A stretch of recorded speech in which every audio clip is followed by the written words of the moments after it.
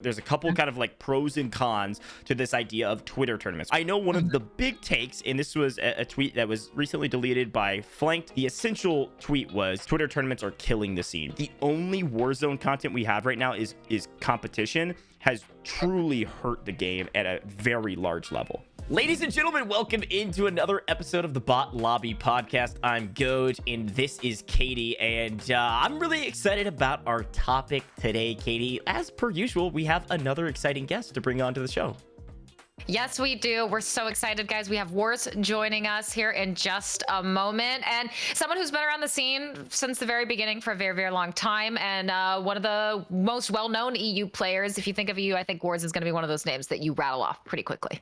Oh, absolutely. I remember the very beginning of Warzone, WarsZ was popping off, and that was really where I think a lot of people got a chance to get to know him and his skill sets, and ever since then has been in the conversation near the top of Warzone, as well as, of course, the EU scene, and that's kind of what we're going to be talking a lot about today. So without further ado, we're going to get into some probably interesting discussion around EU Warzone in particular, but let's bring in WarsZ to give us all of the insight. Boom, there you are on main stage. WarsZ, how are we doing, my man? On main stage, yeah, huh? Yeah, main stage for sure. It was pretty good to be on the main stage again. Yeah, we were super happy that you were able to join us, even though it was a bit last minute.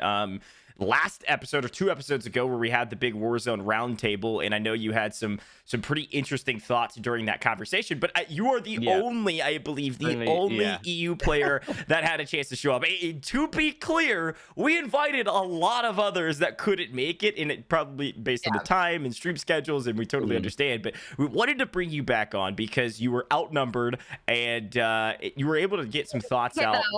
You can throw hands. Oh, I know. I loved it. You're able to get some thoughts out, but I want to give you an even more kind of like open platform to talk. So let's start before we get into that, before we get into the tournament scene, comp scene. I want you to just give me a little bit of a background on who is WarsZ and like what made you get started in Warzone. How did you get started in Warzone? Were you streaming before that? I know a lot of people probably don't know your full story. Yeah. So basically, I mean, I've played Call of Duty since I was like, I don't know, 10 years old or something with my dad and everything like that. Modern Warfare 2, all of that good stuff. Yeah. And then I started getting into like the wager scene and stuff like that. So like search and destroy, things like that. And I ended up winning quite a few like tournaments on S&D and stuff, which I ended up going to a LAN event back in like 2019, I think it was. Okay. Which I ended up coming second place in. And then there was like a huge blackout tournament that happened that same time in Black Ops 4, I think it was. And it was like a KFC tournament. It was hosted by KFC. It was for all the big UK like creators and stuff. And they basically, there was like these qualifiers. And I ended up winning one of the qualifiers and then playing with somebody called Sprat. Yeah. He's like a quickscoper. Yeah. And I ended up getting really good friends with him and like Syndicate and stuff like that. And we ended up winning the whole tournament. So I ended up walking away with £15,000 or whatever and won that whole tournament. And then, I don't know, I just randomly started playing Warzone, didn't really think much of it, got a random follow off of Vikkstar123. Yeah. And he was like, yo, do you want to play some games? I was like, yes, please, let's go. And then after that, he just invited me to the first like FaZe charity tournament, I believe. I think that was the first tournament that I ever played that was like a big one. And then we ended up winning it and just carried on from there, I guess. Warzone Wednesdays and everything like that. Yeah. It was great. I love that. So yeah, I mean, a talented player, just right place, right time, and sometimes it's just that first win you need, that first big win. We've seen it with you. We saw it with Unrational. A lot of players, you just get that one, and then you're on your way up. And but now you're here, right? And you have all this history from Blackout to Warzone to where you are now, and you have the perspective of what it's like, pros and cons of being a European player. Yeah. And we saw some of those maybe cons show up when it came to the roundtable we were hosting, when not only were you outnumbered, because unfortunately a lot of the folks we invited weren't able to make it, but oftentimes it does feel like you kind of are fighting that uphill battle against a lot of the, at least NA players. So I'm curious, when it comes to something, talking about EU Warzone and your experience with things like tournament invites and European representation. how do you feel the state of European tournament invites are currently for, I guess you would say, NA-EU events? And do you think there should be more EU only events? Kind of what's your thought on the tournament invite situation and EU representation right now? I feel like it if we could get some more like EU tournaments and stuff like that, it would definitely help out the scene and stuff. But I think the last EU event that we had was probably like Twitch Rivals, which was about, I don't know, 2 months ago, 3 months ago, however long ago that was. And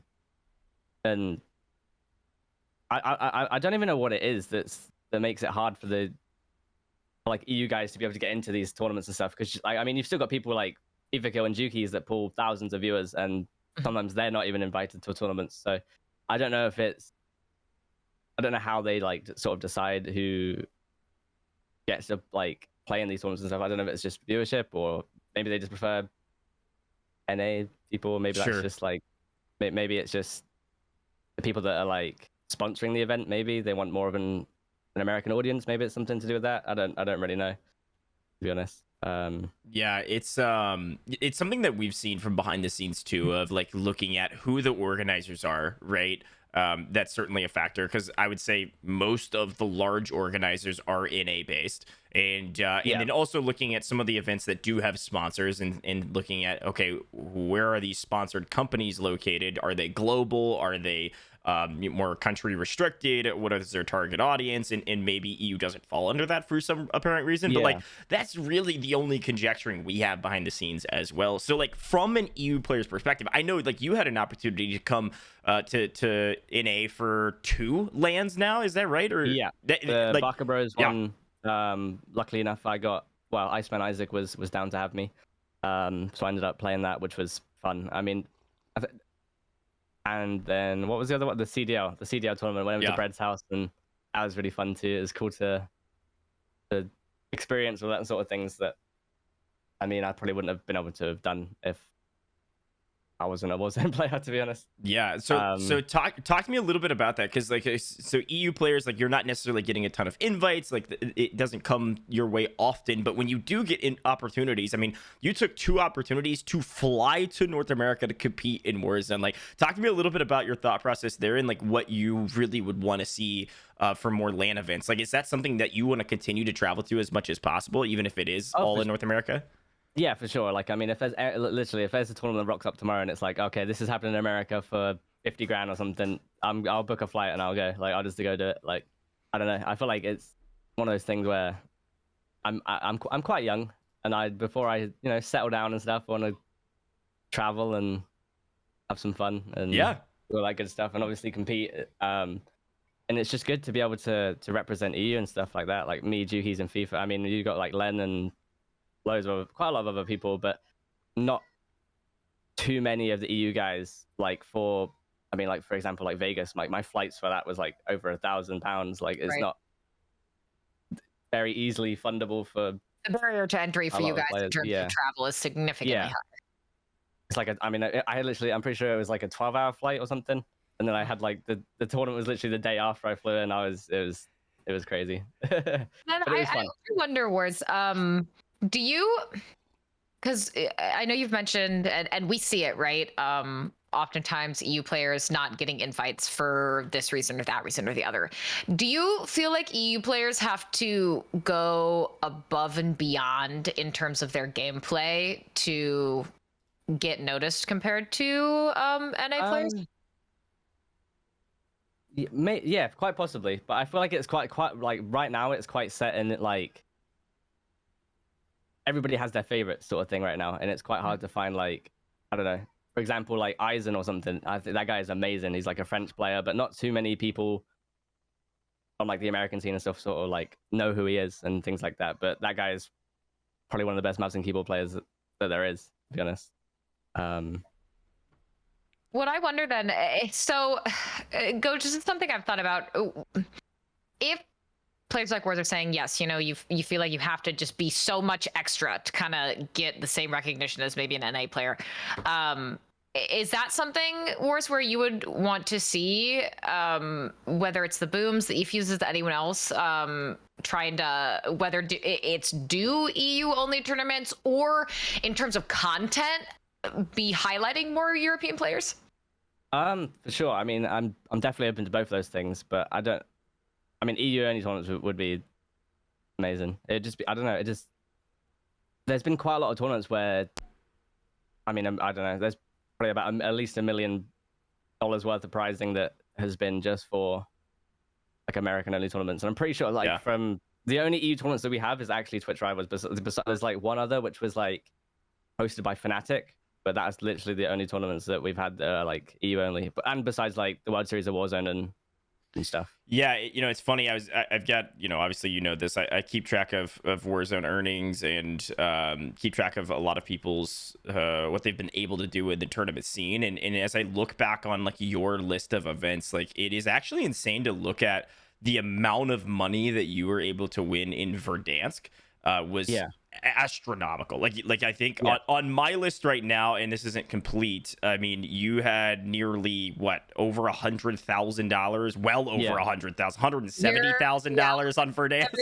$1,000. You think back to World Series of Warzone EU trios like that you guys won. I mean, that was a huge moment, and there's some other large events that you took home quite a sizable prize pool. Like that is a ton of money, of course, but that was Verdansk. And then since then, not even necessarily because you were doing anything wrong. Since then, you've probably made about 20 to 25K on top of that, right? And so, and I wonder, especially with the kind of massive influx of player bases and how impressive and kind of on the forefront Verdansk was and the original Warzone was, as the game has started to dwindle off, we see these tournaments get more and more concentrated to North America. I mean, that's that's the way it feels, at least to me, when I look at these large events, and we don't see Twitch Rivals happening anymore for Warzone, which is one of the ways EU players are delineated to separate events.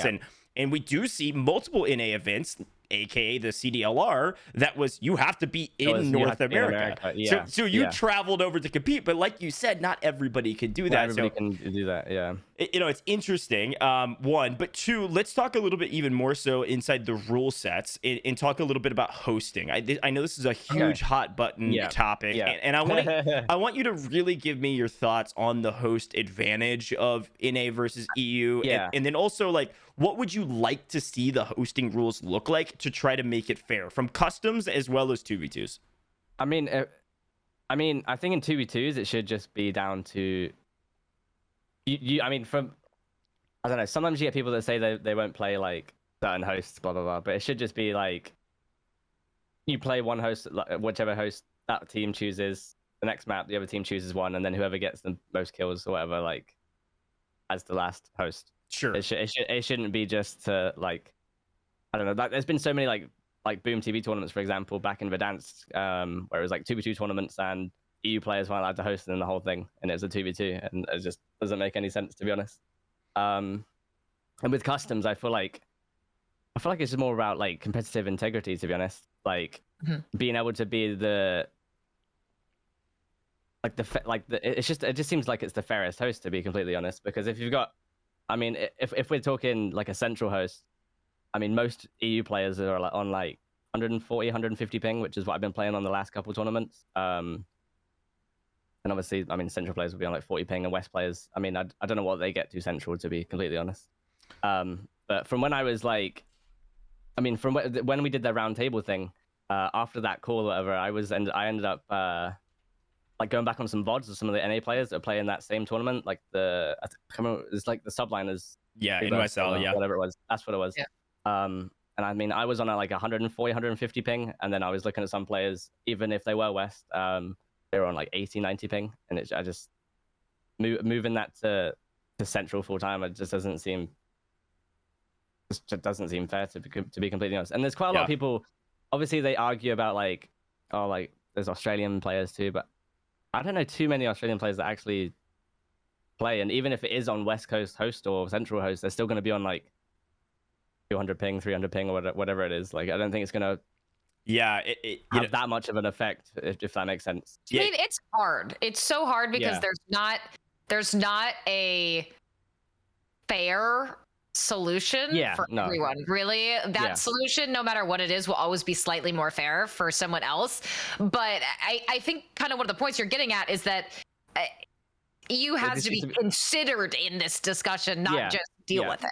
I feel like it should just be the fairest thing, like for like both parties, because you've even got people that are like a tiny bit further away from like, well, not further away from EU, but like you. But I mean, if you guys know about Drew, right? Yeah. And where he's based, like him and his ping is crazy high, and he's still like fries. Yeah. And like I said, I feel like it's been happening for so long that we've been at this disadvantage of host. Like we've had to play on West Host and all this stuff. I feel like it's about time that it should be fair for like EU players. And obviously I mean, quite a lot of the big arguments is like, oh, it's our tournaments, it's America tournaments, blah blah blah blah. And I don't really think like that's that fair, to mentality. be honest. I don't really like that either. Yeah, it's a weird conversation too, because like even I want to even kind of like bring this out of EU conversation, or just think of it in a general sense, like try to take some bias out of it. Like even when we talk about Oceania players, like we talk about some of the players that do compete from Australia, like there is a massive incentive to compete from North America. There's so much money happening in Warzone tournaments. I mean, I have the numbers. I mean, it's like, we've had over like 1.7 million since Caldera dropped in Warzone tournaments, which is insane to say. But using Oceania as a good example, like they have zero incentive to play in those tourneys or play in games when they're playing on 195, 200 ping, maybe, right? Yeah. And it's similar, not quite as bad, but similar for some of the EU players, right? Like it's not a ton of incentive to play in a customs at 170 ping when the host is a central, host or something like that. I feel like that's quite a bit of the case for like the bigger EU players too, because I mean, you've got people like, I don't know, like Recrent and like Eisen, Moonride, people like that. I don't feel, I feel like more of those sort of guys would be more interested to play in tournaments if it was a bit more sort of fair like that. In that, yeah. Because if it was the other way around and it was all like more EU based, I can guarantee that like the NA guys would be doing the same sort of thing of like choosing not to play the tournaments. Like even if it's like a small tournament and stuff, if it's EU hosted, usually 9 out of 10 they won't like participate in them, if that makes sense. I mean 100%. I mean, I think back to too, like, not to cut you off, but like I think back to there's been multiple times where there's smaller events like that you're talking about, where it's like hey, we have 6 custom tournaments over the next 3 days that you could play in. They're all central host. EU players are like, yo, I'm not playing on 180 ping for a rack, right? And where I'm only taking home 600 split between 3 people. Like I'm just not going to do it. And so not only do you have the issue of not being able to win money necessarily, or not being willing to fight against the high ping, but also the problem of, hey, we don't have as much time to like practice in customs. We don't play as many tournaments. We don't have an opportunity to play in as many tournaments. That's the thing I'm worried about with all of the hosts being pushed over to NA. It's a wild conversation, and I think there's also something to do in the back of our heads too. Like obviously CDLR was run by Activision. There's no secret, like it's literally CDLR, and it was NA focused first, and I think they had thoughts and plans to do EU focused CDLR. And they said that this was kind of their test run, Gojj, and they planned to expand to EU. Yeah, which is fantastic. That wouldn't happen for months though. That's the thing. Right, if it happens at all, to be fair. But like. If that's the case, that's fantastic. However, like the CDL, I mean, even though there is Paris Legion and otherwise, like it is in a focused league as well, right? And so, they do need to focus on their sphere of influence or their like target markets. But as an EU player, like I would wonder, where do we go from here? Like Warzone 2 is coming. You have, we'll shout them out, Collateral, right? Like they host a lot of EU-based tournaments, EU-hosted tournaments where NA players can come play on that 150 ping. But if it's not going to be Collateral, like what's the next step for the comp scene for the EU players? Like, do you have any thoughts on where to go from here? Like, is it trying to incentivize larger events? Is it trying to figure out EU-based sponsors that want to run events? Like, where's your head at on that? I'm not really quite sure, to be honest. I mean, I know quite like the solutions that we do have is like, I don't know, like Jukies will just help fund it and things like that, for example. And it's just not, I don't know, I don't think it should be like that. Maybe, I mean, I think some more like some LAN events in the EU would be cool. Like even if it's like, I don't know, like London or something like that. It doesn't have to be even like a crazy like prize pool or something, but just something that all of the something that just the UK or like the EU players like have that's like theirs, if that makes sense. Yeah. I don't know. Yeah, I mean, I think most people would play for, if it's a land that's local, you can get there within like an hour or 2 hours or something like that. Yeah. Most people would play for Yeah, 5K. play it. Yeah, it's like, it doesn't have to be like insane prize pools. Yeah, it's a good thought. Interesting. It sense too, in that I can so understand the sentiment of just wanting something that's just yours, right? Because it really, you guys are in a position where you constantly have to adjust and acquiesce to what's happening with NA, and kind of just, are you going to deal with that situation, whether it's the ping, whether, you know, whatever it may be. I mean, it makes sense to just every once in a while want a LAN or a tournament that's just for European players, right? That's just for you guys.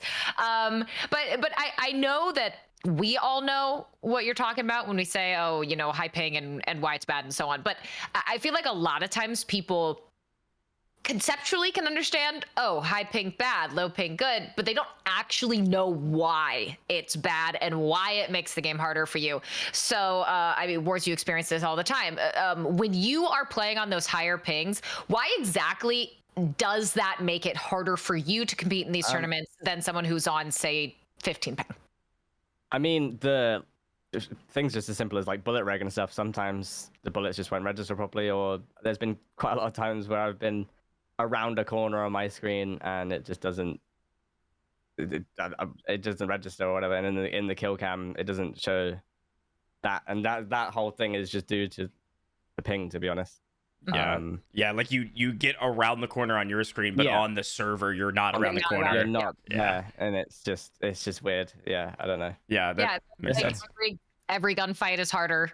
I mean, and this is also, I've talked to this about to Gojj before. It's I've always been very impressed that despite you guys having this situation where every gunfight is going to be more difficult, when every time you try and outplay opponents, it's going to be that much more difficult, that you guys are still dropping 30, 40 plus bombs against these players. And I think it's very impressive, but sometimes on the flip side, I feel like it makes people go, well, you're still doing that, so the ping doesn't matter. Ping doesn't matter. When it still does.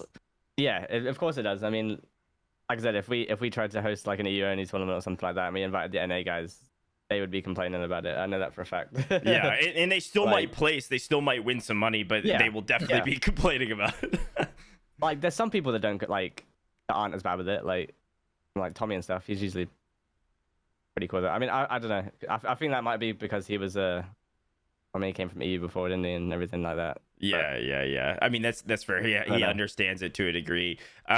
You know, I want to kind of finish up the hosting question here and talk about, I think one of the major issues that comes, especially in 2v2s in particular, about the host problem, right, is like usually once we get to a certain time of night, lobbies are not filling up. Lobbies don't, which goes back to the issue of like obviously just player base in general. Like I think most of the player base, or a majority of the player base, or a large percentage is NA. Yeah.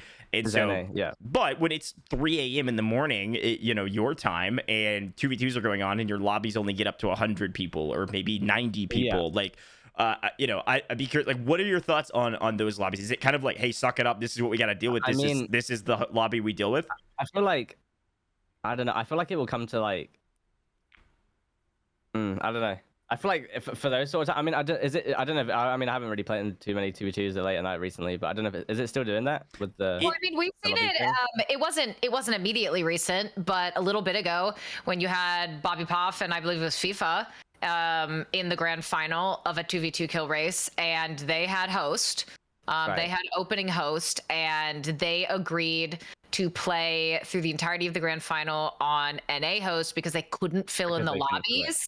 And do I think that's the entire reason why they ended up losing? No, but they did end up losing, and it was absolutely a disadvantage that and they were afforded that right? They were afforded that right to have that advantage because, you know, they were the team coming from winners into that 2v2 grand final. Right. But they just couldn't fill up the lobbies.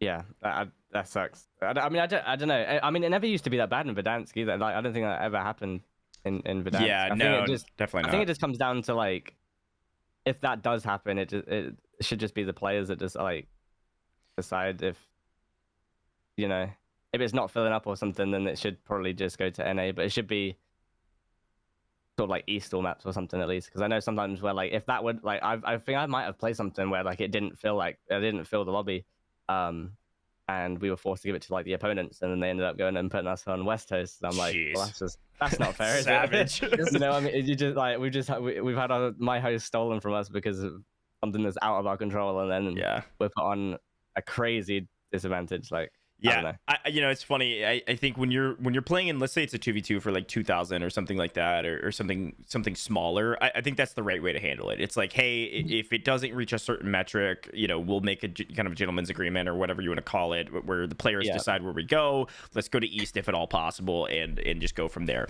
In these big tourneys, like, I mean, you know this better than anyone. In these massive tourneys for $30, $50, $100,000, and maybe it's a 2v2. People will do whatever it takes to win money, and if there's a way to use the rules to their advantage, put you on West Coast, they're gonna do it. Like, they're winning hundreds of thousands of dollars potentially, you know, depending on how large the event is. And so with that in mind, like, I think for these large events there has to be some sort of a rule set in mind, and I think that's kind of what we were talking about a little bit. We mentioned it in that, you know, 2 episodes ago when we were doing that roundtable, and I think it has to come down to some sort of a metric. Like, it has to come down to, when you get to this low on the lobby, you make a swap, whether it's 90 people, 100 people. But at the same time, like, I don't know, you can feel free to give me, I'd love to hear your thoughts on playing in a lobby that is not full in a 2v2. But, like, why not just say, hey, this is the rule set? Like, as an EU player, we're playing in a lobby that has 90 people. You're just gonna have to adjust your strategy. Sorry. Like, what do you think about playing 2v2s with 90 people? It's not as fun. Like, you can't frag out. But I would definitely be like down for it. And if the other guys were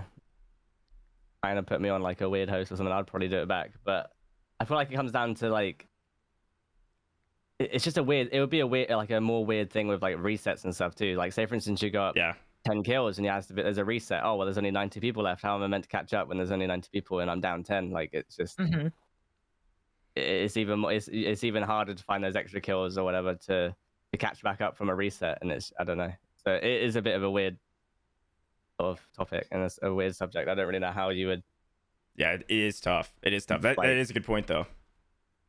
Fix it. I don't know. No, I mean, it's, again, and that was one of the most contentious parts of the roundtable for a reason, because no matter who you are, even within NA, there's not, the only answer you're going to want is the one that gives you the lowest ping, but that is inevitably going to screw everyone else who doesn't live where you are, if you're Texas or wherever you may be. And I don't, it's one of those things, Gojj, it sucks for us, right? Because we wish there was a happy medium solution for everyone, because we love seeing the EU representation in these tournaments. It gives us a richer storyline. We get to see kind of the competition between regions, see those players that are the best from all the regions. And the last thing I want as a caster is to lose competitive integrity by not having a system that is conducive to the best of the best in Europe being involved, and also a system that discourages up and coming players in EU from striving to get to where you are, or to where FIFA or Jukies are. I mean, maybe they could, I mean, this is a random idea. I know they used to do tournaments where it used to be like EU versus NA, like sort of tournaments like that. Maybe they could try something similar to that, where it'd be like 3 hosts of EU and then 3 hosts of like Central, or whatever, for customs. And then and it would just be like, I don't know, Yuki's makes a team, I make a team, FIFA makes a team, or whatever, and then like we play some like the NA guys and stuff. I feel like it's not exactly EU only tournament then, but it's like, it feels more like it, if that makes sense. I mean, the other option too, like I know Mazita was in here, and Boom Admin was in here, and some of the other admins that are maybe listening later on the VOD or on the audio version. I mean, something else that I know has been done in the past that I don't know for the life of me why we don't do this more often. And maybe it is this idea of like, oh, EU has less viewership, which is not necessarily true at all.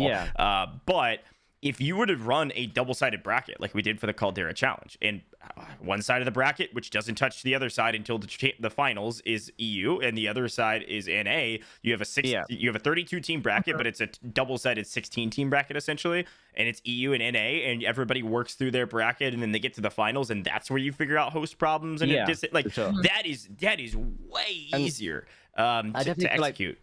I definitely feel like there should be more, like, for some of these tournaments, there should definitely be like a qualifier or something, so like at least some of the smaller EU guys and stuff have a chance to like play a qualifier, and if they do well, then they're going to be able to get into the finals and stuff like that. And I feel like they've stopped doing that a bit now. Like I know there was a qualifier. What was it for? I mean, there was like the Go Boom one. The Go Boom one. There was like 3 different qualifiers. Yeah. Caldera Challenge. Yep. But then Tim the Tatman's one didn't do that. So sadly, I wasn't fortunate enough to get an invite. But if there was a qualifier, I could have at least, had a shot of knowing that I could have been able to get into that tournament. And sure, there would have probably been quite a lot of other players that, not even just EU, like NA players too, like smaller NA players that don't get invites like that. Like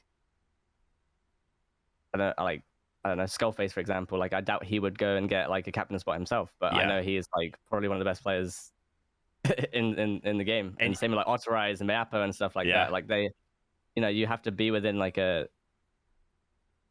somebody that gets the invites basically to be able to participate. I don't know. Yeah, it's a tough scene, certainly. So I guess the last question for me is like, when you start thinking about people that are not, I mean, even you who doesn't get an invite to every event, like you were saying, you didn't get an invite to the Tim the Tatman event, but as an EU player, you are maybe on the upper echelon of people that get invites, right? You have like FIFA, Juki's maybe at the very highest, and then it's basically you, and then you've got Lennon, Robstar occasionally. So like there are names there, but for the people that are not as well known, some of the names that you mentioned that are trying to prove themselves, trying to say, look, I am a very good player, if not one of the best players. I am a young, up-and-coming demon. From the NA side of things, we're going to talk a little bit about this after, you go back to your stream. We're going to talk about Twitter tournaments and stuff like that. But while you're here, as an EU player, like NA players have opportunities to grind Twitter tournaments or try to get invites. As an EU player up and coming, like, what do you suggest for those players? Is it suck it up, play on high ping, and just try to prove yourself? Is that all they can do?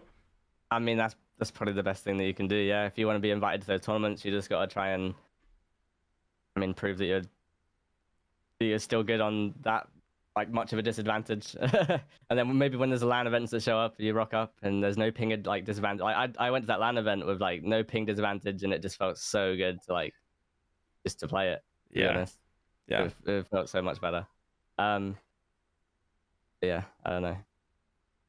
No, I wanted to and kind of I saw this in chat, and I actually liked this question because I've seen it play out in tournaments, and to use FIFA as an example again, aside from the ping and maybe kind of a lack of invites, is also the time of day in which you're playing, right? It's not like your tournaments start at noon or 1 in the afternoon. They start extremely late. Definitely can be annoying sometimes. Like we've had quite a lot of 2v2s where it's, I've played 2v2s where it's gone to like 6 o'clock in the morning, 7 o'clock in the morning or something. Like there's been tournaments where I think maybe like Swag hosted one, I can't remember what it was, but it was like starting at like midnight our time. So we like, no matter what happened, we would go in bed at 3, 4, 5 a.m. or something.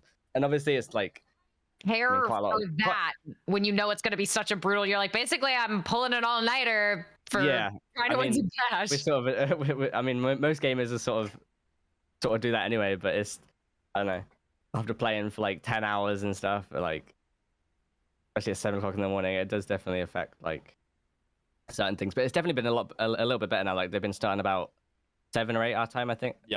Recently, which is a lot better. But we know the customs don't go that late usually too. Custom tournaments the customs last 4 or 5 hours. It's the 2v2 kill races where we're here for 16 hours. I don't know how you guys do it, bro. I don't know how you guys cast for like 10, like a tournament for that, especially when there's like loads of resets and hackers and like it's, I don't know. It is like I get bored when I'm sat there waiting for like an hour and then come back.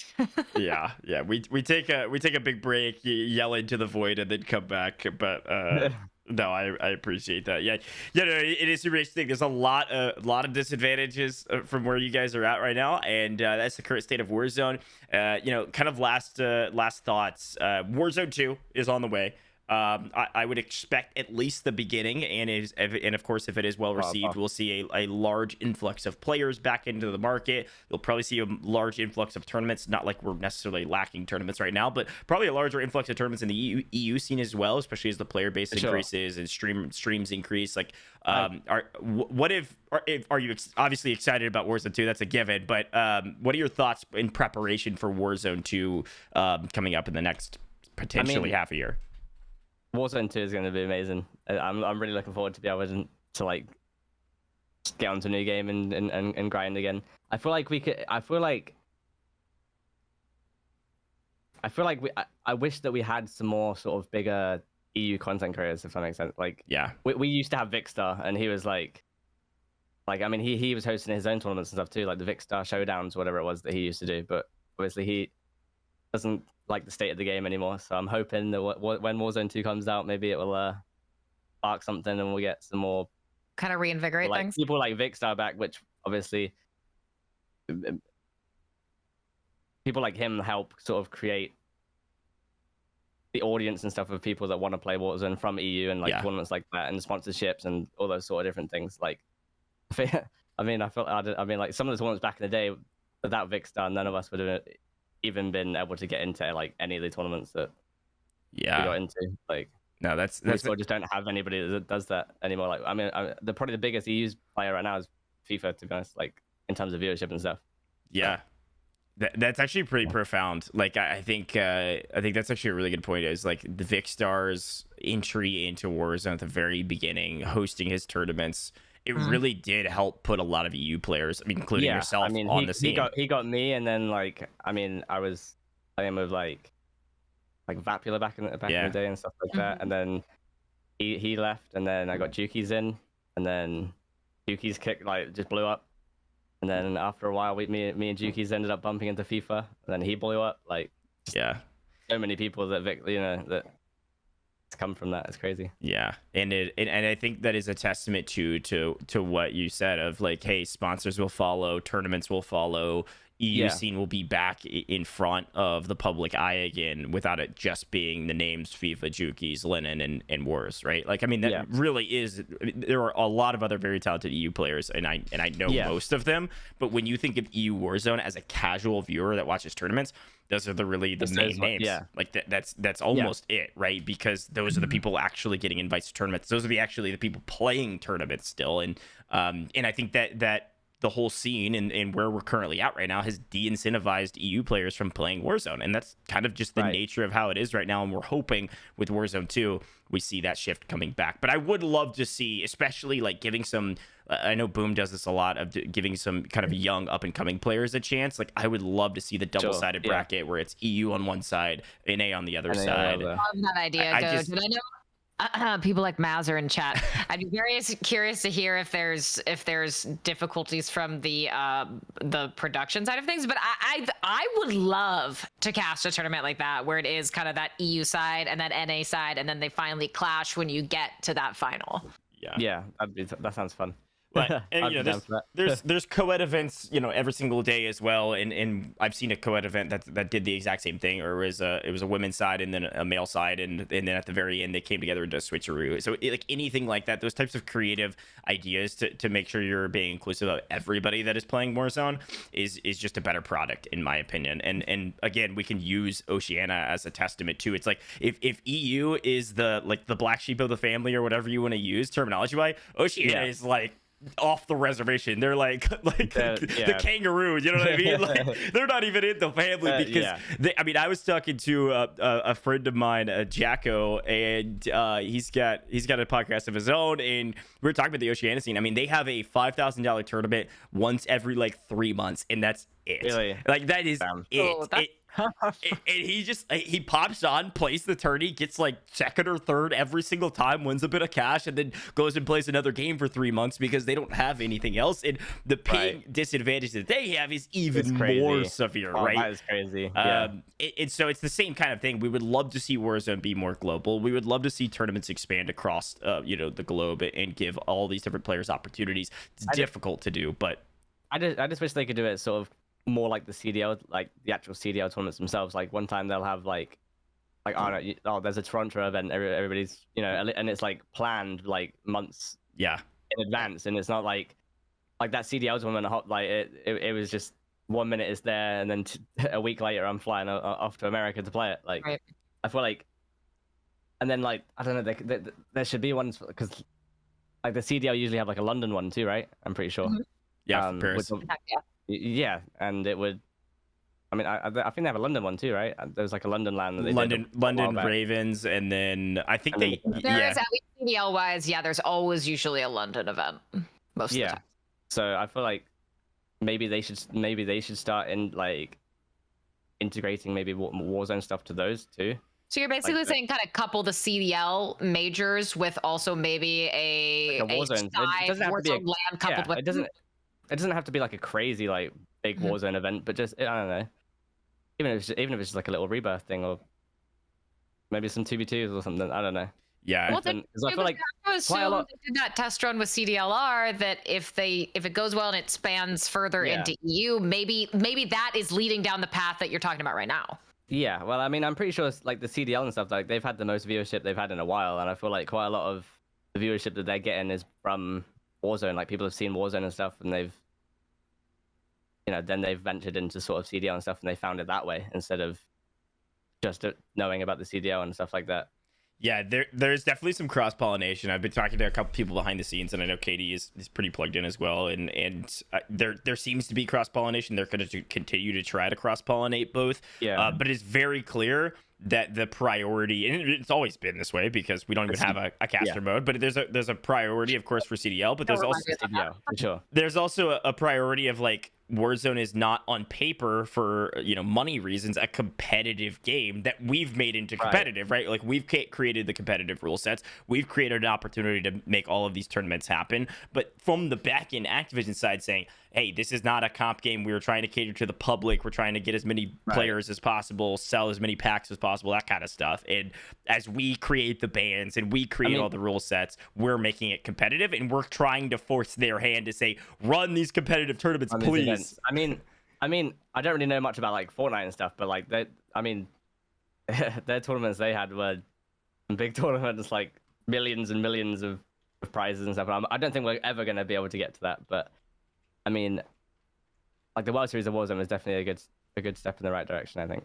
So, yeah, it definitely was. And I again, as I'm kind of have my ear to the ground and I'm listening to what people are trying to say behind the scenes about Warzone, it does seem like with Warzone 2 there'll be at least a slight shift towards more of a competitive game for the overarching tournament scene, because they see also, like, to your point, like Vikkstar was a massive content creator from the EU that really put a lot of people on, was the reason that EU really had a voice at the very beginning of Warzone, and that carried, I mean, that has ripple effects all the way still until now, right? Like those types of creators, the large creators in particular, are massive for the game. You could take, Katie and I had this conversation about NICKMERCS and in Apex, right? And when he made the shift to Apex is at a peak it's ever been at right now. Literally the highest. And there's a number of factors to that. ALGS is doing well. Nick made the transition, and then of course Warzone is maybe on the decline, at least for now. But like that's a massive important feature. And so they've got to know that people like yourself, people like FIFA, people like Jukies, people like all our NA players, they're the reason people are playing. If all of the competitive players that stream every single day are the top streamers and they're the comp players, and they stop, people would get bored of it. Sure. I don't know. I mean, back in the day, you had like everybody playing like Timitam and NICKMERCS. NICKMERCS putting on. Like, I've even played with KSI on it on Warzone before and stuff like that, and it's like felt like every week or two there was a very big tournament, high impact tournament, and over time, I mean, Vikkstar was a constant presence, and so was NICKMERCS, and now they're gone, and it just feels like we're kind of in cruise control until we get to Warzone 2, which gives us a lot to look forward to, but again, it is tough. You have to wonder. It's a lot to live up to too, though, for Warzone 2. Like, Warzone 2 has to like show up. Like, I mean, it's like the same with the King Kong event. Like, there was a lot of like mixed opinions on that about like, was it good, was it not, and stuff. But what in your eyes, what is the most important thing that Warzone 2 has to execute on, do you think? Maybe from a competitive standpoint. Probably just listening to the community, to be honest, about the changes, like changes that we want. Like if a gun like is overpowered or something like that, or there's a game breaking bug, like just and like do something like Fortnite does. They like vault something if it's like broken. And they'll just like take the gun away, they'll fix it, and then they'll bring it back. But otherwise, it just sits in the game for like 2 weeks, and we're playing tournaments with DMRs that two-shot you or something like that. Do you know what I mean? Or like snake shots or like R9 doof. Like that doof meta was. I mean, that was there for about 3 months. I think that was pain and suffering too. Like there's so many things that have been like that, and it just took so long to like fix, I guess. But I don't know. Sure. Okay. I feel like go ahead. Go ahead. fine. Okay. I just feel like they should definitely find like a few players like from NA, like Warzone, like big Warzone creators, and they should just like listen to what they have to say, to be honest. Yeah, like bringing them in as like a kind of what we did, like the round table, and listen into what they're saying from behind the scenes. That's a really good point. I have one more question. I know we're bumping up against your time schedule, and then I'll let you go. Get back to your stream. My last question is: we're talking about Warzone 2. We've talked about the competitive scene. Something else that we haven't mentioned is ranked mode for Warzone, like a true ranked mode that you can grind in Warzone. Is that something that you would number one want to see, and then for a ranked mode? What do you think the benefits of that would be? What would you like to see in a ranked mode? That kind of thing. I feel like ranked mode would be a crazy good idea. I mean, back in Black Ops 2, you had League play, and that was like a huge hit. Everybody used to play that. I used to, stay home from school and try and grind to get the best rank I possibly could. Things like that. I mean, hey, don't do that. But, but yeah, I mean, having just something to grind for and play for, like a rank like that, I feel like it would just make people want to play more. And you could even find new people for like actual like competitive scene that have maybe come through that. Like if you're playing like the ranked players or whatever, and there's probably like a guy that's rank 1, then you've never even heard of the guy. I mean, unless he's cheating or whatever. But if he's like a genuinely new guy, like it could bring exactly, and it could bring quite like a new life to the scene and to tournaments and stuff like that. And I feel like that's something that we definitely need. Love it. I agree. I mean, I wish that would be. I know to that point that the Baka Bros did that chat with one of the devs from Raven, and I know they brought that up to him, and the downside was that he said they didn't have any plans for it. The upside was that he said that he was gonna take those notes back to the team and let him know that was something that at least the more competitive minded side of the community was really interested in. So who knows, maybe the bug has been planted in their ear, and we might see something, but hopefully not, I would assume, though, until obviously Warzone 2. I can't imagine we'd see that until then. Yeah. Well, Wars, thanks for joining us, man. This is a good start to the conversation. I'm sure we'll talk a lot more. Give me just a couple sentences. What are you working on next? What's going on in your life? More tournaments coming up. What's next for Wars? I don't have any tournaments coming up that I know of at the moment, but hey, if there's any LAN events whatsoever, if it's Australia, if it's China, whatever, just let me know and I'll be there. Like I don't care. I love it. I love it. Yeah, man. I'm just sort of working on becoming a better streamer as well as a competitive player. That's sort of the route that I'm going at the moment. I love that. Yeah. That's a great way to look at it, man. Well, you've been a ton of fun to watch, kind of just grind through this competitive scene over the last like 2 years. I remember the very beginning of when you were competing all the way until now, and you've had highs and lows, and you've come back in full force recently. In particular, like you and Skullface and even Hisoka in that conference, like you guys have been killing it together. So keep up the good work. I'm looking forward to seeing you compete in some more tourneys soon. Thank you very much for having me. Appreciate it. Yeah, absolutely. Thank you. Gojj, if we ever got ranked in Warzone, whew. I mean, it would be a ton of fun. Let's be very clear. There's so many reasons why it's a good thing, and not just for competitive players. I just can't imagine. Of course, there's going to be a lot of players who just aren't interested in it, but giving people something tangible to work toward and feel like they have those achievements, you would, I think, flush out a lot of people in the woodwork who maybe aren't streamers, but who are incredibly good at the game, who wouldn't maybe have, at least EU players, that barrier to entry of not getting invites to tournaments in the first place, or if you are in maybe some Twitter tournaments, you have to deal with that ping that you feel like is just not worth it. If you have that ranked leaderboard to climb up and kind of give yourself that jump start, it really would continue to, I think, maybe break down some of those at least international barriers to entry for a lot of these players. Yeah, no, I couldn't agree more. Ranked mode's the best way to grind the game and prove yourself that you're talented enough to compete when there's not tournaments to compete for. And speaking of that, Katie, I know we wanted to hop right into this conversation around Twitter tournaments in general. There's been some buzz in the scene, if you will, about the pros and cons of Twitter tournaments. Like, it is a huge conversation piece, and I appreciate WarsZ bringing in his community in here post stream. Thank you for that. We're going to continue to talk for a little while, because this is an important topic. As we talk around tournaments, we talk about around Twitter tournaments, we talk around big tournaments.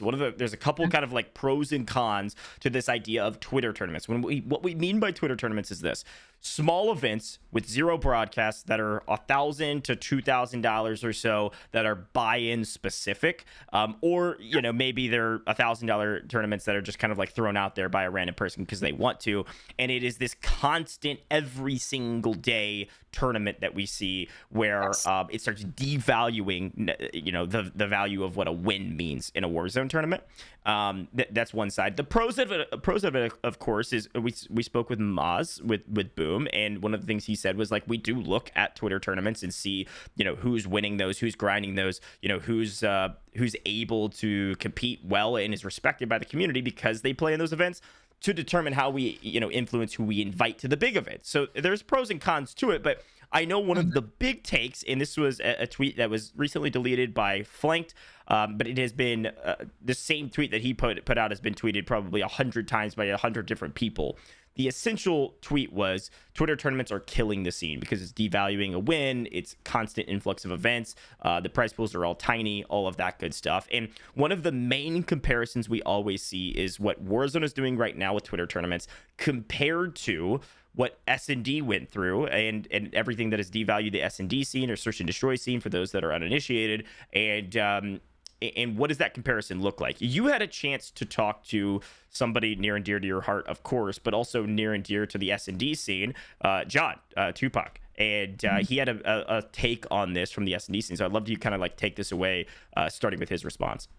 Yeah, so convenient that I had access to John, who's someone who's been in S&D since the beginning. So he's seen the rise, the highest highs, the lowest lows, and but yeah, essentially what happened there was that kind of Flanked put out that statement saying it's not Twitter tournaments are killing the scene. It is the deluge and quantity of Twitter tournaments that are the problem. And as you said, he compared it to saying that the mass quantity of S&D tournaments was one of the leading factors in why S&D declined. So yeah, I went to John and I said, hey, this is what happened. This was the comparison that was made. Do you agree with it? Do you disagree with it? You've been here through it all. So what happened? And John essentially agreed in the entirety of the premise with Flanked, which was that yes, the overwhelming amount of S&D tournaments did directly contribute to the spiral and the death of search and destroy competitively, at least when it comes to tournaments. And what he said was that you had the UMGs, you had the CMGs, and you had game battles. And what they started doing was CMG would do maybe 3 tournaments a week or whatever, and then UMG said, well, we got to one up CMG, so we're gonna do 4. And then Game Battle says, well, he's doing 4, we're going to do 6. And then suddenly there are multiple tournaments every day. Naturally, since you're hosting more tournaments, that means that prize pools are going to go way down because you have far more quantity of tournaments.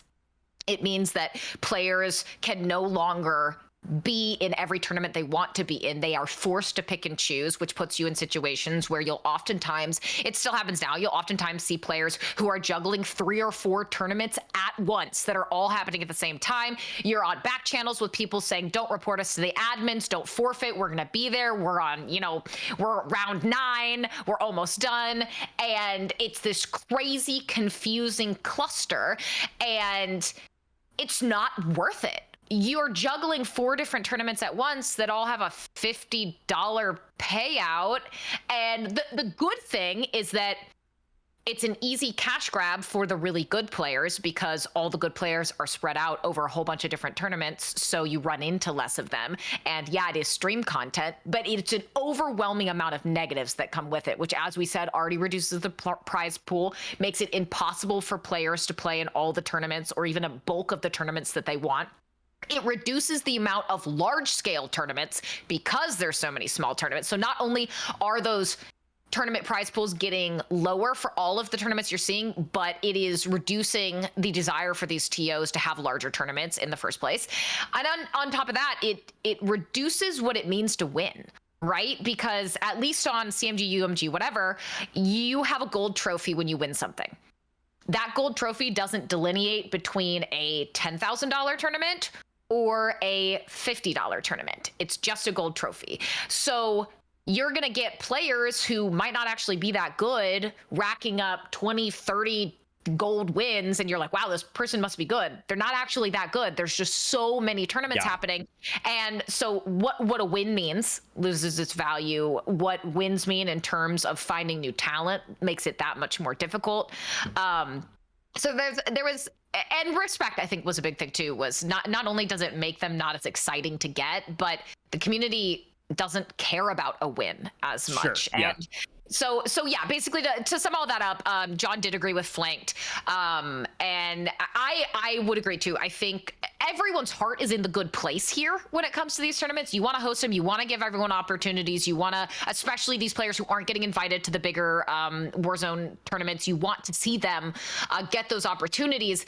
But I do think there needs to be a cautionary tale because yes, S&D is not Warzone, but there's a cautionary tale, I think, to be had there on following a similar path. Yeah, I mean, let's go back to even like the basic conversation of supply and demand, right? Like if you've ever taken an economics class, you can look at the graph, right? It's two opposing lines. If you're on audio, I'm putting my hands like an X, right? And as you move up that supply line, as you increase supply, you will pass equilibrium at some point. You will pass the ideal number of events that need to be happening at a certain price point. As you move further down that supply line past equilibrium, guess what happens? Demand goes down, right? Every event oversaturates the market and the demand for those events goes way down, right? And that's what we're seeing right now. The oversaturation of the market on Twitter is having an opportunity for players to compete, which is great. It's keeping people grinding the game, which is fun and amazing. But the demand for the events is next to none. And so you see some events not make. You see a lot of people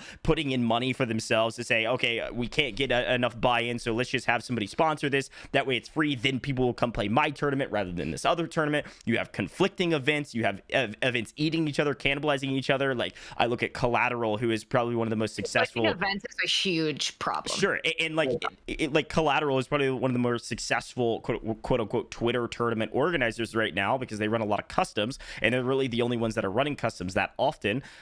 You know, even their events are not making a lot of the time because there's so many other events going on, and because of that, again, the demand for Twitter tournaments has gone down. But even the public eye of the Twitter tournaments has gone down to like, oh, I literally couldn't care less that you won a $900 tournament. And like, I keep track of all Warzone earnings. I'm literally sitting at a spreadsheet for 4 hours inputting that somebody got third in a $1,000 tournament where it was trios and they won $23.67, and I'm putting that onto a sheet because I like to keep track of that. And as you look at the number of events people have won, like I look at just my Caldera sheet, right? You know, you look at somebody near the top like Hisoka, who has done well in large events and a lot of small events. He has placed in 41 tournaments on Caldera alone since the map drop.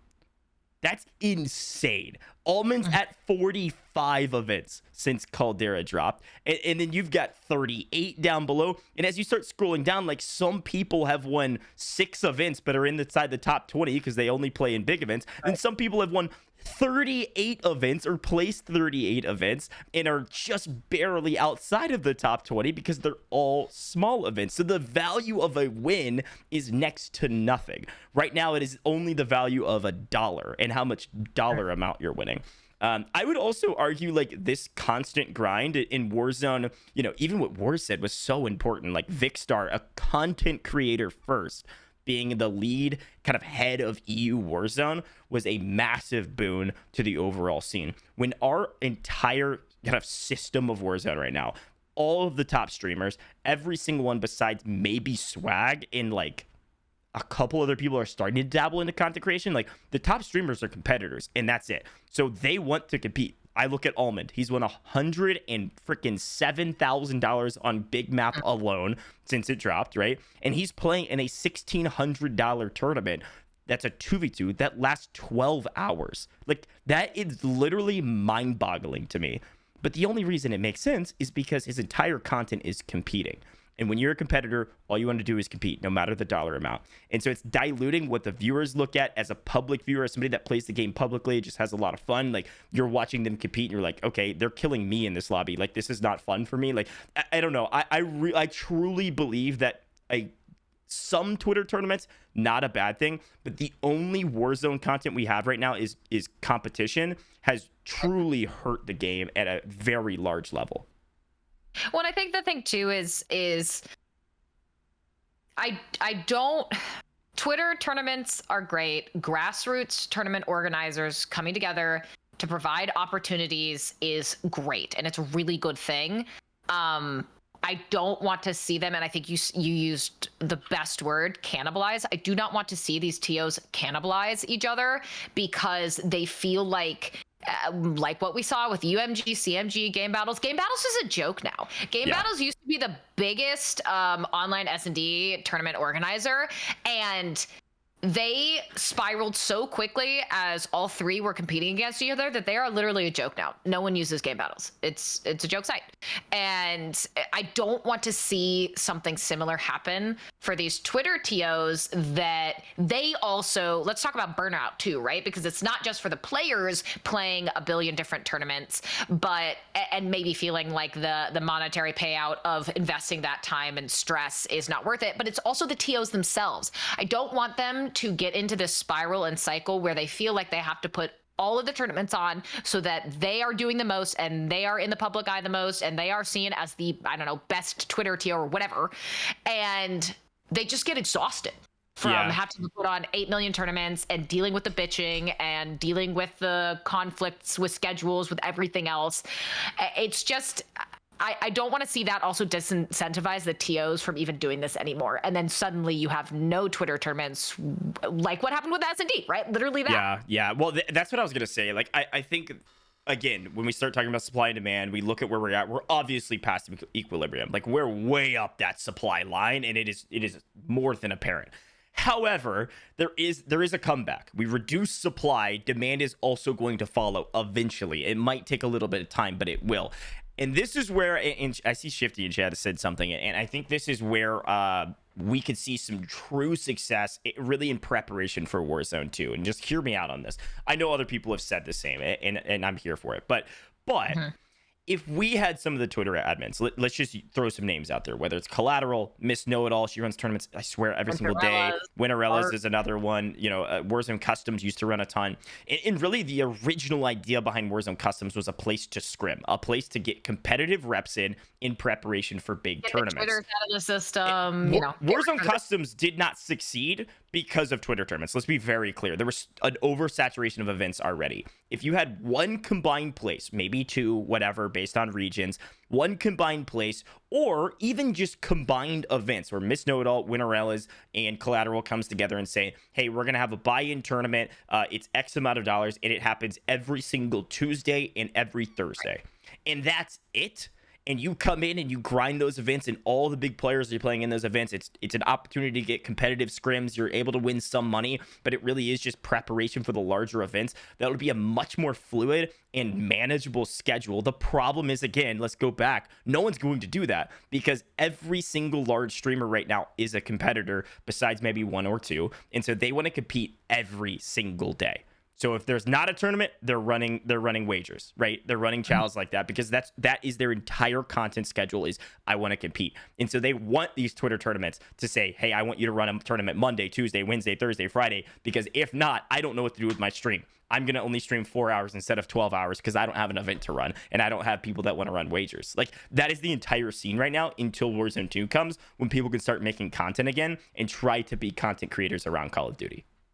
Well, there's also the concern, and maybe it's a more minor one, but I think worth being acknowledged, is that Activision themselves, it's sort of a gray area on how okay they are with buy-in tournaments for their game that they aren't involved with officially.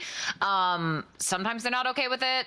lots of the times they don't pay attention to it, but it's sort of kind of that gray area. And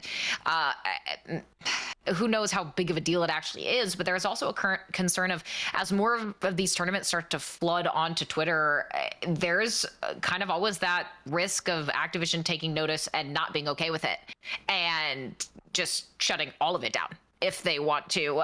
And I don't know if that's necessarily a concern they would have if, say, it was maybe one tournament every week or whatever hypothetical, where it's basically less tournaments, a little meatier of a prize pool, maybe prize pools that are more likely to have sponsorships because they're a little bit meatier and so on, and not as frequent, less of a chance perhaps of Activision caring so much about those. And who knows, they might not care at all, but it's something that I know is a potential concern if they ever did decide to take a look at it. Well, I mean, in an ideal world, right? An ideal world, buy-in tournaments wouldn't exist because you wouldn't need them. You would have large events that have qualifiers all day, every single day, right? You have people like Boom that run Warzone scrims, and Mazita says, look, come play Warzone scrims, and there's an opportunity, like, we will get to know you as Boom, and then we'll be able to have an opportunity to invite you to some larger events. I know there's people in a chat right now that did that very path, right? They were like, okay, I know Boom runs a ton of events. I'm going to do some networking. I'm going to play in these free tourneys, or sometimes I think they're like $200, $300 that Boom throws in there to incentivize it, and then that's it. A normal, easy, traditional comp scene is we grind competitive games, even if there's not money involved, in order to get invites to a lot of these large events. But the problem is all of our large events are creator forward events. We've talked about this with Activision. Let me phrase this correctly. They do care about the scene. They don't care about a competitive scene because in their mind, Warzone is not a competitive game. Fair assessment.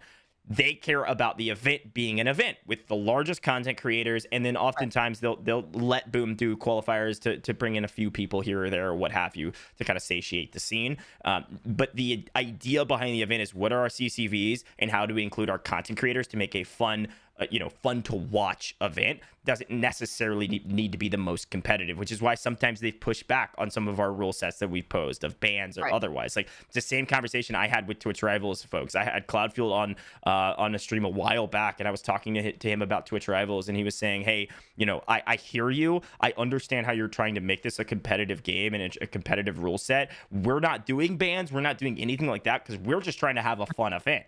And my whole question I posed to him is like, the problem with that idea and the problem behind not having those rule sets involved is that Twitch Rivals is the largest tournament that happens in Warzone, right? It was $100,000. It was this massive event. And so the outside perspective was, this is what competitive Warzone is, which means it's like a joke because people are running around with shotguns and bows and all of that stuff. And so... insult the combat though, okay? Sure. My bad. RPGs, whatever you want to say. So since the very beginning, we've had this issue of marrying competitive mindset, competitive grind, which has always been Call of Duty's mantra, by the way. Like, Call of Duty, there is this grind mentality. Even if you're a pubs player and the game is catered to public players, like the CDL, like, it feels like Call of Duty is a competitive game. When you enter into the battle royale scene, and it's a lot more RNG even than a multiplayer game, of course, like, people will not treat it in the back end as a competitive game, and therefore it's not viewed as a competitive game, except when only content creators that we have right now are competitive players. People say, this is Warzone content, it's comp. So there's like this weird dichotomy and like just miss right now with current Warzone that I think has really contributed to the reason that Twitter tournaments exist every single day and there's an oversaturation of the market. Like, I don't know if that train of thought came out of my mouth correctly, but I hope we're following that same path, because I think it's all interconnected with, honestly, it goes all the way back to lack of content and then lack of support. Well, yeah, I mean, that's always, and I don't want to get into it too deeply, but that's always kind of been a tug of war that competitive Call of Duty in all of its facets has had with Activision and the developers, because obviously there is Activision, and then of course you have Raven and everyone else. Do you want this to be more focused on content, or do you want this to be more focused on competitive? And the answer has always been, content and casual first, which is fine.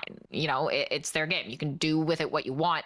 But no, I agree with you. That tug of war does also come into play as one of the overarching considerations for Warzone competitive and the smaller tournaments and the larger tournaments, and whether players want them to be more competitive because this is their livelihood, or what has made their Twitch pop off, or what they base their content around, or people who just want it to be more content faceted, which is always going to be difficult considering the fact that if there's money on the line, the people playing for the money are going to want it to be competitive, unless you're Legion and Sean J, and hey, you know what, they made a rack die 33 times.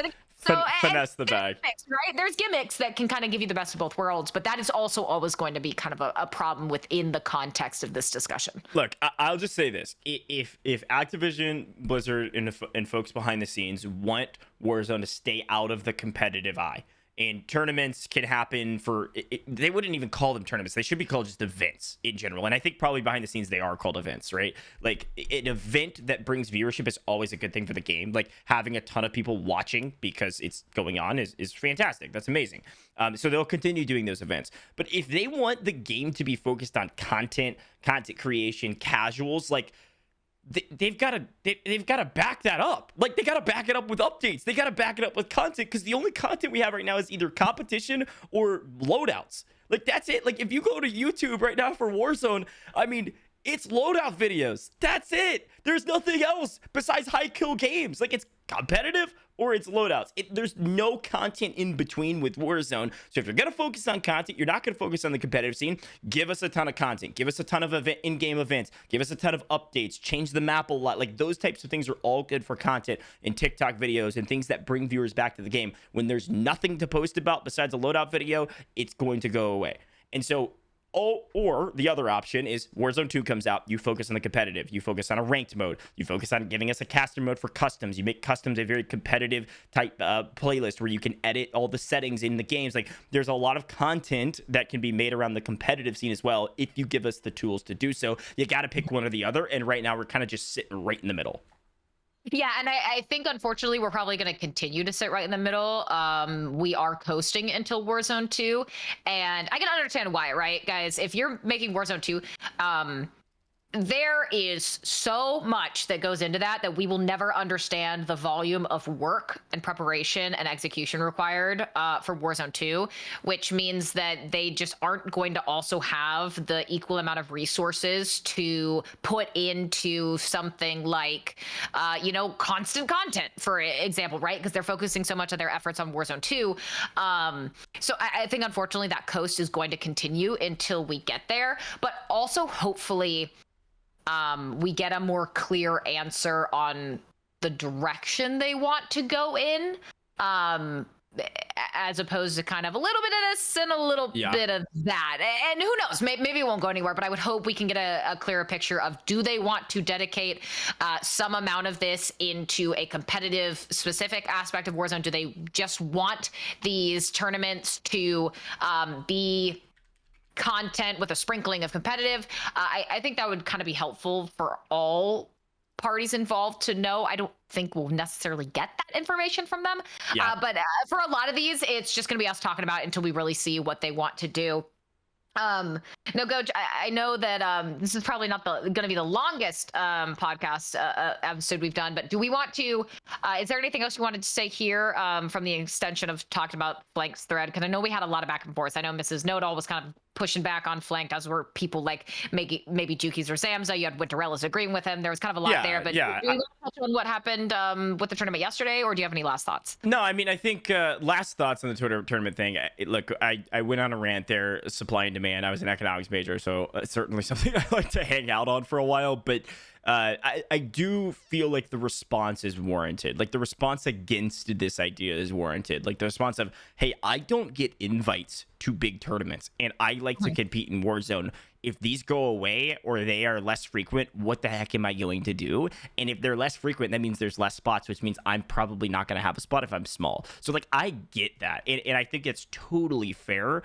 And I think the overarching problem is not with you or the Twitter tournament organizers. It's the problem of there is lack of content, so the only thing we have is competing right now, and it has kind of perpetuated this current community that is not necessarily super toxic, but very very sweaty. Not a problem, but has increased the supply of events to an unhealthy degree.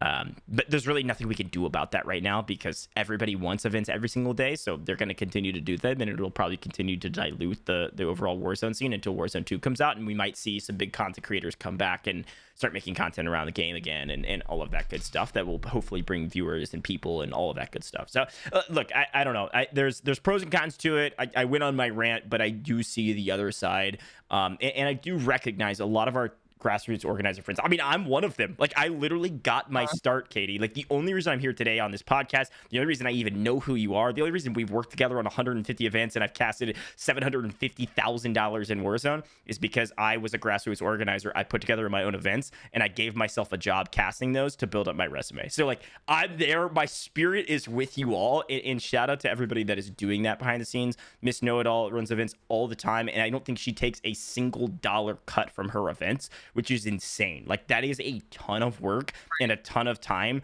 to get literally nothing in return besides probably some friendships or otherwise. A little, like, maybe some Twitter followers. Like, I don't know. I don't know. It is a very tough topic, but I appreciate John's insight as well. Well, yeah, my immediate thought was when I saw that thread from Flanked and kind of everyone going in on like Twitter tournaments and this didn't kill us a deer, whatever. I was like, well, you know what? I do have an authority figure. I could probably give a call. Right. Ask exactly what happened. But let's talk about what happened yesterday. Actually, have been taking a peek. I do know that some of the folks here in the Twitter space as well. Smixy, stick around because I'm gonna gas you. But we had JoeWo's Battle for the Crown day 2 yesterday, and it was swapped inputs. So if you're mouse and keyboard, you're on controller. If you're controller, you're on mouse and keyboard. Tommy and Almond ended up coming in first place. Huskers and Noobs took second after it went to a map 5. And I was just curious what your opinions were on how everything went, Gojj, because I'm not gonna lie, the upper half of the bracket, well, rather the lower half of the bracket kind of had a lot of the really, really tough teams. Yeah. But I will say when it got to the semifinal and it was kind of that matchup we had with Smixy and Nick Cool and Tommy and Almond. My initial reaction was this is probably going to be a 3-0. This feels fairly lopsided, and I was so deeply impressed at the fact that did go the distance. It went all the way, and it was so incredibly close. Yeah, especially because they picked up like right before the event. Like, they were a sub because one of the teams bailed. Yes, there was a few teams that bailed, and I know that I know on not just that, but I think people were saying Smixy wasn't feeling well. I don't know, stomach bug or something else. But oftentimes as casters, we look at matchups, we look at brackets, and we determine, okay, like who's most likely to be coming out of this, storylines, anything else. And I was so very kind of like delighted that the fact that went to that map 5, it went the distance, it was back and forth. I mean, Smixy and Nickel, they struck first, they took that opening map. It was not easy for Tommy and Almond in that matchup. And that was kind of one of my highlights. Also, I think another one being is how well Huskers was playing on controller, and the fact that Huskers, despite their breakup, got back together and got to the grand final. That might have been my favorite series of the entire tournament, was that Smitsy, Nick Cool, Tommy and Almond, just because of how back and forth and the distance that it went. Yeah, it was super fun to watch. I mean, there was certainly, like, I said this on broadcast, and I'll say it again today. Well, one thing I didn't say on broadcast today that I'll say on the podcast, because this is Shitter's Digest, right? Also, like, unless they had serious things going on, from our understanding, some of these teams just backed out because they didn't want to play on reverse input, which is a huge, that is a terrible move.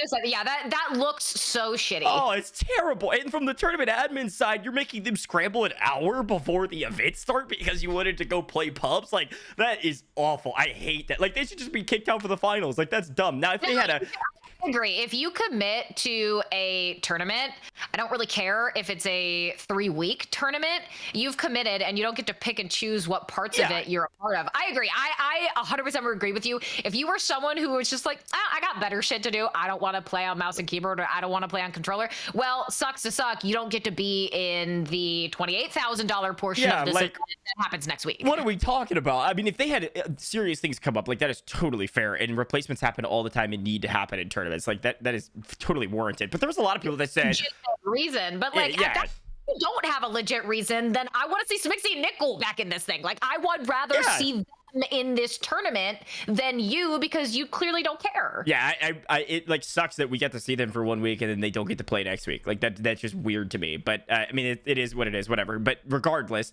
it was impressive they came in and subbed. And what I was gonna say is, like, some of these people that maybe dropped out because they didn't want to embarrass themselves on that input, or just didn't really feel like playing because they knew they couldn't win. Like, I mean, can we just? I'm gonna put them on blast because I like the guy. We had a conversation about it and he knows it. Wagnificent and Corrupt are god awful on mouse and keyboard. I mean, and they know it. Worse than Oakley Boy? I mean, and Oakley Boy too. Like, we'll throw Oakley Boy in there. They know they're god awful. You didn't even practice though. Like, yeah. Like, you didn't even. There were players who were practicing for this, and players who very clearly did not practice. And like, yeah, you probably are gonna shit the bed. Yeah, I mean, they were horrible, and they knew it too, right? Like, and they didn't even go for the lowest KD, which I appreciate. Like, they tried, and I mean, I literally I said this on broadcast. Wag literally said, "Yo, do not put me on main broadcast week 2. I am so bad." Is that he came on main broadcast and immediately got shit on. Yeah, that was classic. That was tough. But so all of that to say, like, the very beginning of the tournament was super fun because it was just comedic. Some people were terrible, some people were really good, and we saw some funny moments, people going for lowest KD and otherwise. And then we transitioned to sweatier and sweatier and sweatier, and then at the end it felt like a normal 2v2 because all of these players were cracked. And included in that list were Nick Cool and Smixy. Now, I knew Nick Cool was a demon hybrid. Like, I knew he could play both, and it was very apparent he could play both, by the way. Like, he was playing controller very well. Movement looked clean, like all of that good stuff. Smix, I didn't know if she could play mouse and keyboard at all. I don't even know if she... But she was frying. I don't know if she knew that she could play mouse and keyboard either, from what I was seeing. But by the semifinals, and it was obvious, like, there was a bit of a warm-up period there, but by semifinals, she was frying, and she was playing very well. She and Nick Cool were playing extremely strong together, despite playing against, theoretically, the top team of Tommy and Almond. And so all of that to say, like, it was an impressive run. They almost took down Tommy and Almond in the semifinals. We saw Tommy and Almond have the easiest bracket of all time on paper. They had a bye, and then they had a second round 3-0 against Mutex and Unrational, and then Smixy and Nick Cool took them to map 5. Then they were in the finals. And on the other... So impressed, right? Because you just said that, right? Was like they never had to play a set duo, and the fact that Smixy and Nicole came in, she's not feeling well. I saw in chat. I guess I didn't realize she used to play Counter-Strike, so she at least has some background with mouse and keyboard. But the fact that they then came in and despite not being a duo, despite not maybe feeling 100%, last minute, not a lot of prep, came in and took one of the best duos in the entire Warzone community to that map 5 was really impressive. And then on the other side, Huskers, who I come to find out used to be a COD console demon. So he does have a background on controller, but came in, threw his controller on, and was like, I'm going to make a statement about aim assist, and then just lays it out for him. I mean, drops a 31 kill game, multiple 20 bombs with controller down at the bottom of the bracket. Noobs was strong on mouse and keyboard, probably been grinding some... so well. I feel like they kind of ran out of steam in the grand final. I don't know if Tommy and Almond are like a boogeyman to them, or maybe not. You know what? I don't think it was Tommy and Almond. I think it was Huskers and Noobs. I feel like have a mental block in 2v2s playing together in a grand final and winning the grand final. Like, yeah, at least it's perception. And it just feels like they now have this mental block of they can get almost to the top of the mountain, but they can't actually get to the top of the mountain. Yeah, I mean, we're talking about on main. Like, they won so much money, on in Verdansk together, even. And then Cultura has just been like this. I mean, they've won money, certainly, but 2v2s, like, they just can't quite close it out, and they split. Man, right? They get right there. Yeah. They get to the finish line, but they just can't get past it. Yeah, like, they split, and for like a day, and they came back together and were playing it, and they looked really strong. So anyways, it was a lot of fun. It was one of the more fun events I've had the opportunity to cast from the 2v2 side. Like, you and I have casted literally in the last like 2.5 months, we've casted like 80 plus hours of 2v2s, which is crazy to say out loud. And that was the most fun 8 of those 80 hours by far, just because of the storylines and the difference of comedic events or comedic moments, as well as like the sweaty moments. So it was a cool event. I'm excited for the finals. The finals will be a normal 2v2. It'll be $28,000 in that event, so over double the prize pool of this last event. And it'll be a lot of fun. All the same duos. I would assume Smixy and NickCool will not be making a return, and we'll see the return of Swag and Booyah, Super Evan and Biffle, and whoever else decided not to play. And then I think Legion will be getting Zepti back as well. And yeah, that'll be that event. So yeah, ton of fun. I had a blast doing that, and that'll be Tuesday of next week. So this podcast episode audio will air on, I believe, Thursday. And then 4 or 5 days later will be the finals. Finals around the corner. A lot on the line there. The culmination, obviously, of JoeWo's tournament. The second battle for the crown. But we're gonna need guys. The Warzone drama on Twitter has been a little quiet. Somebody stir the pot. Yeah, I need like a rated or a scumming. Someone needs to shit tweet. Someone needs to snap at someone. I don't care where the drama starts. We need to bump those numbers up, because the flanked one was good. Flanked one this week was really good, but things have been a little sleepy. I need y'all to start wilding out on Twitter again. Yeah, I'm gonna be very clear. Smixy DM'd me, and I was correct when I was saying she was not feeling well, because I saw the tweet. She was like, "I'm gonna get like 2 hours of sleep. I feel horrible." She literally DM'd me during this, and she said I was literally puking until 5 a.m. the night of that reverse input tourney, and I was not backing out. Oh, imagine you're like, I'm gonna route till 5 a.m. and then go map 5 with some of the matches. Yeah. Oh my gosh. Jesus, that's miserable. Though I hope she's feeling better. Yeah, Shifty, start shit talking people on the timeline. It'll be that'd be helpful for us.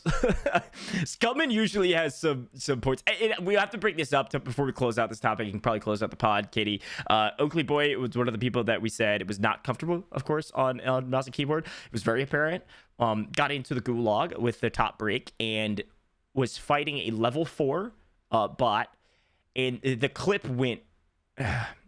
The clip went viral because it was some of the no offense to the guy, I love Oakley Boy, he's very talented at this game. He's horrible. It's really bad. Gary tweeted it out. I mean, so bad. I can link the tweet probably in the notes.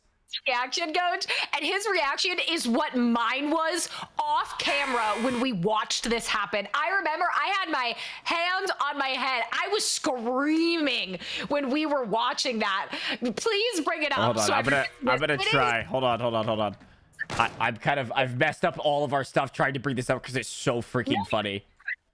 There's not often moments where I say, yes, I could play better than what happens in a tournament, but that was that hurt me. It hurt me. Okay, yeah. We're here. Right. You got it. Let me.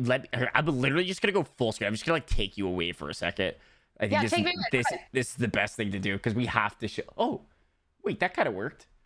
Great. Let's do this. Watch this clip. Oh, great, perfect. What am I watching? Oh God.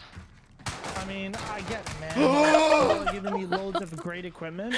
He goes to the reload. Looking for it. One more time. Audio scissors, this will be nothing to you, just us laughing. I'll link it in the description.